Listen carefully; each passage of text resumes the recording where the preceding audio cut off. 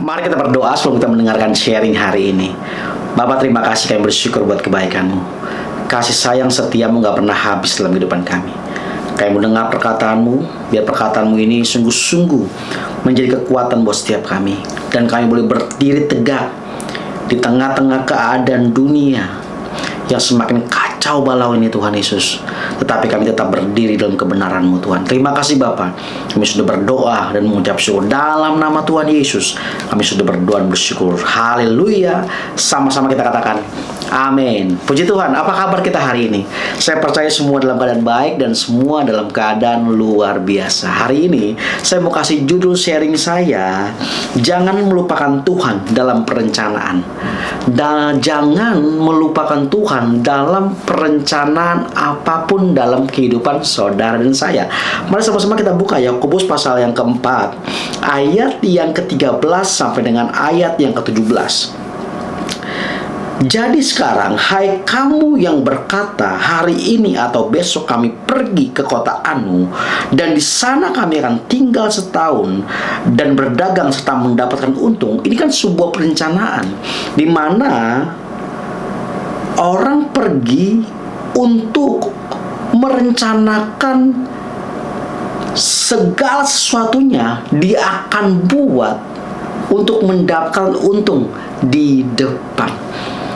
Ayat 14, sedang kamu tidak tahu apa yang akan terjadi besok. Apakah arti hidupmu?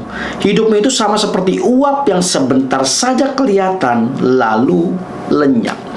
Bapak Ibu saudara terkasih dalam Tuhan Yesus, penting sekali buat saudara dan saya. Kita boleh punya perencanaan, kita boleh punya planning. Setiap kita bahkan harus punya perencanaan, bahkan harus punya planning. Pertanyaannya buat setiap kita, apakah planning dan perencanaan setiap kita bawa kepada Tuhan? Dan kita berdoa, Tuhan, biar planning ini menyenangkan Tuhan, biar perencanaan ini sungguh-sungguh menyenangkan Tuhan. Tetapi ketika perencanaan ini tidak terjadi dan gagal bagi setiap kita, saudara jangan marah sama Tuhan. Karena saudara sudah serahkan kepada Tuhan. Seharusnya saudara berkata bahwa sesungguhnya biar kehendak-Mu yang jadi, bukan kehendak-Ku yang jadi Tuhan. Karena hidupku bukan punyaku, tapi punya Tuhan. Ayat yang ke-15, sebenarnya kamu harus berkata, jika Tuhan menghendakinya, wow, kami akan hidup dan berbuat ini dan itu. Kalau setiap kita membuat perencanaan, membuat planning dalam kehidupan setiap kita, biarlah kita berkata, Tuhan, bukan kehendak-Ku yang jadi, tapi kehendak-Mu yang jadi. Saudara dan saya bisa berplanning, saudara dan saya bisa berencana apapun setiap kita yang mau kita lakukan, yang mau kita kerjakan, silakan lakukan, planningkan dengan baik. Tetapi serahkan kepada Tuhan, biar Tuhan yang menuntun setiap planning kita, bukan kehendak kita lagi. Makanya kita menyerahkannya kepada Tuhan. Tuhan yang bawa hidup setiap kita, biar di setiap planning yang kita buat, di setiap perencanaan yang saudara dan saya buat, semuanya itu menyenangkan hatinya Tuhan. Tetapi ketika planning setiap kita tidak terjadi, seperti yang saya bilang tadi, kita nggak marah sama Tuhan, kita nggak komplain, karena kita percaya Tuhan punya planning yang terbaik dalam kehidupan setiap kita. Bukan berarti kita asal-asalan hidup, nggak terplanning, bukan. Biarlah kita hidup terplanning, kita mengatur setiap segala sesuatu dengan baik, tetapi semuanya itu kita serahkan kepada Tuhan. Karena hidup kita bukan kita yang atur. Kita boleh berencana, tapi biarlah kehendak Tuhan yang terjadi dalam kehidupan setiap kita. Sehingga firman Tuhan katakan di sini, jika Tuhan menghendakinya, kami akan hidup dan berbuat ini dan itu. Ini bicara tentang Tuhan segala-galanya dalam kehidupan kita. Tuhan harus jadi nomor satu dalam kehidupan setiap kita. Bukan rencana kita, bukan agenda kita, bukan yang namanya planning setiap kita, tetapi biar Tuhan menjadi nomor satu dari segala-galanya. Ketika saudara buat planning, ketika saudara buat perencanaan apapun, serahkan sama Tuhan. Tuhan, biar kehendak-Mu yang jadi atas planning ini Tuhan. Biar setiap planning yang terjadi ini boleh menyenangkan hatinya Tuhan, boleh memuliakan Tuhan, dan boleh memberkati banyak orang.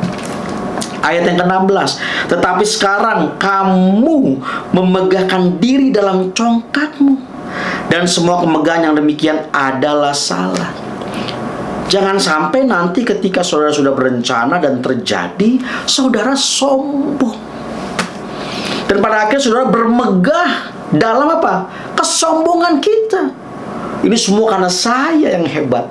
Ini karena semua saya yang meniti karir. Iya benar. Tetapi semua karena siapa? Bukan karena kekuatan kita, karena Tuhan. Tapi kalau saudara dan saya enggak sungguh-sungguh menyerahkan kepada Tuhan, saudara akan jadi sombong.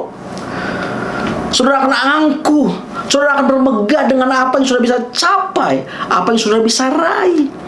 Tetapi kalau saudara dan saya menyerahkan setiap planning dan perencanaan saudara kepada Tuhan, apapun yang terjadi dalam kehidupan planning setiap kita, kita akan tetap berkata, Tuhan Engkau baik dalam kehidupanku. Karena aku percaya planning-Mu yang terbaik. Kita bisa buat planning, kita bisa buat rencana apapun, tapi Tuhan yang menentukan setiap planning setiap kita. Dan kalaupun planning kita nggak terjadi, kita nggak kecewa. Dimana Tuhan mau kita mengucap syukur. Tuhan pasti memberikan sesuatu yang terbaik buat hidup setiap kita. Ayat 17. Jadi jika seorang tahu bagaimana ia harus berbuat baik. Dengar baik-baik.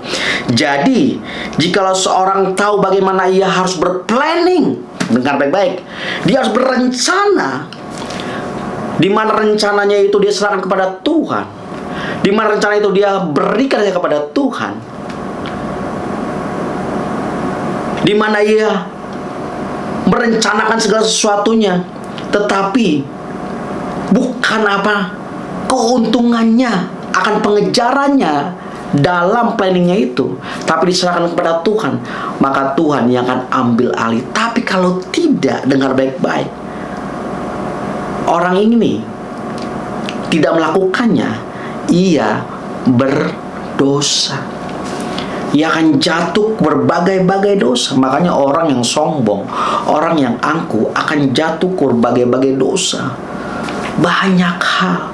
Oleh sebab itu betapa pentingnya setiap kita, untuk setiap kita tetap terkoneksi dengan Tuhan ketika setiap kita membangun perencanaan dan planning setiap kita.